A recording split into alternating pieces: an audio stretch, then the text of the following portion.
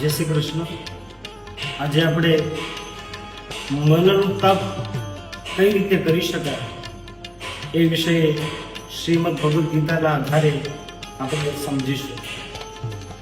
મનઃ પ્રસાદ સૌમ્યત્વમ મૌનમાત્મ વિનિગ્રહ ભાવ સંશુદ્ધિરિત્યેતત તપો માનસમુચ્યતે. આ શ્લોકની અંદર મનનું તપ કઈ રીતે કરવું જોઈએ એની વ્યાખ્યા આપી છે. સૌથી પહેલા મનઃ પ્રસાદ, મનને પવિત્ર રાખવું જોઈએ, પ્રસન્ન રાખવું જોઈએ. સાથે સાથે સૌમ્યત્વ, શાંત સ્વભાવ વાળું રાખવું જોઈએ. મૌનમ એટલે કે ભગવત ચિંતન કરવું જોઈએ. આત્મ વિનિગ્રહ, નિગ્રહ કરવો જોઈએ. દરેક જગ્યાએ